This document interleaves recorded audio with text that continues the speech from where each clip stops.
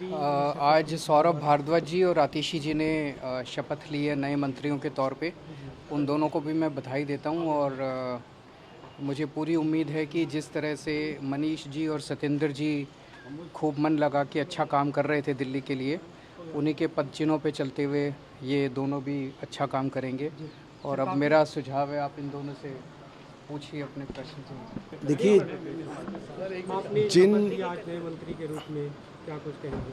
जिन परिस्थितियों में केंद्र सरकार ने एक षड्यंत्र करके हमारे दो बड़े नेता, हमारे एक तरह से आइडियल, हमारे बड़े भाई मनीष सिसोदिया जी और सत्येंद्र जैन साहब को जिस तरीके से जेल में डाला है, उन परिस्थितियों में आज हमें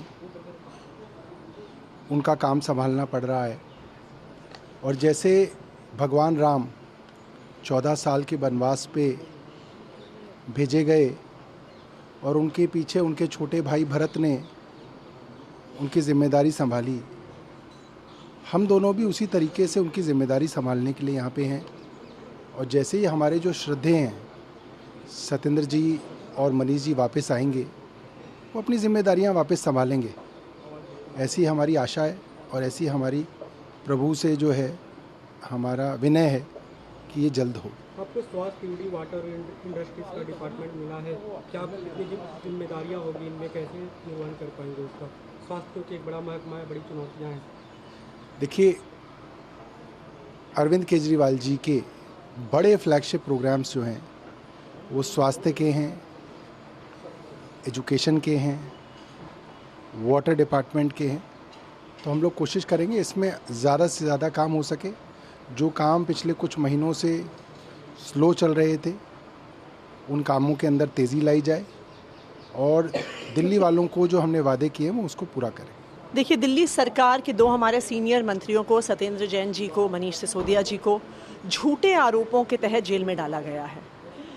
मनीष सिसोदिया जी दिल्ली के शिक्षा क्रांति के जनक हैं। लाखों गरीब बच्चों को उन्होंने अच्छा भविष्य दिया है। सत्येंद्र जैन जी वो व्यक्ति हैं जिन्होंने पूरी देश को, दुनिया को मोहल्ला क्लिनिक का मॉडल दिया है। परंतु केंद्र सरकार ने झूठे आरोप लगाकर दोनों को जेल में डाला है। ये एक मुश्किल परिस्थिति है और इस मुश्किल परिस्थिति में उनकी जिम्मेदारियां हमें संभालने को मिली हैं।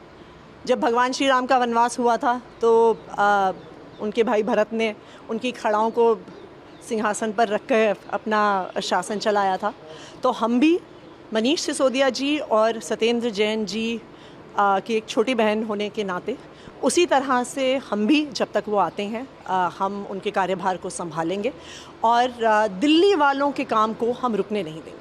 दिल्ली सरकार केजरीवाल सरकार की खासकर पहचान शिक्षा को लेकर रही है और एक बड़ी जिम्मेदारी आपको मिलनी है आज से, कैसे उसे आगे बढ़ाएंगे? हालांकि मनीष सिसोदिया की टीम में आप एक महत्वपूर्ण भूमिका निभाती रही, एजुकेशन को लेकर शिक्षा सलाहकार भी रही और पूरी तरह से मंत्री के रूप में जिम्मेदारी है, कितना चुनौतीपूर्ण? देखिए, अरविंद केजरीवाल जी के लिए शिक्षा और स्वास्थ्य दो सबसे महत्वपूर्ण हमारी सरकार के लिए प्रोजेक्ट्स रही हैं, योजनाएं रही हैं और ये बहुत बड़ी जिम्मेदारी है और वो भी एक मुश्किल समय पर जिम्मेदारी है। पर जैसा मैंने कहा कि जब तक मनीष सिसोदिया जी और सत्येंद्र जैन जी वापस नहीं आते तब तक इस मोर्चे को संभालना हमारी जिम्मेदारी है। वो दोनों जब जेल से छूटेंगे और हम उम्मीद करते हैं वो जल्द से जल्द हो, तो फिर से वो दोनों ही अपनी जिम्मेदारी को संभालेंगे। पदभार ग्रहण कर रहे हैं सभी? कल सुबह हम लोग पदभार ग्रहण करेंगे।